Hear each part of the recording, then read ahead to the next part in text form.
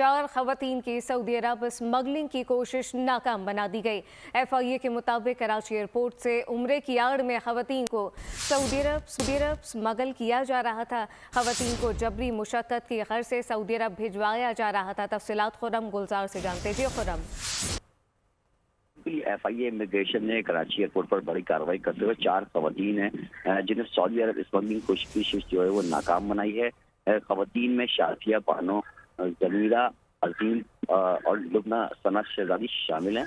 मुतासरा खवातीन को उम्रा वीजे पर सऊदी अरब भेजा जा रहा था। बताया जा रहा है कि इसमें एक साबका पंजाब पुलिस की मुलाजमा आसिया नामी एक खातून है जो इन खवातीन के तमाम अखराजात भी बर्दाश्त कर रही थी और इनको जो एजेंट के जरिए यहाँ से सऊदी अरब भेजा जा रहा था। ताम इस हवाले से मज़ीद तहकीकात जो है वो की जा रही है कि इब्तदाई तौर पर ये भी बात सामने आई कि मुतासरा खातून को सऊदी अरब भेजने में ये तमाम जो खवातीन हैं जिसमें आसिया मुलव्विस है। साथ ही एक और कार्रवाई की गई है FIA इमिग्रेशन की जानिब से जिसमें कराची एयरपोर्ट से 2 मुसाफिरों को जो है वो हिरासत में लिया गया है। एलिस और रेयान नाम के मुसाफिर हैं जो कि फ्लाइट SV700 के जरिए कराची पहुंचे थे।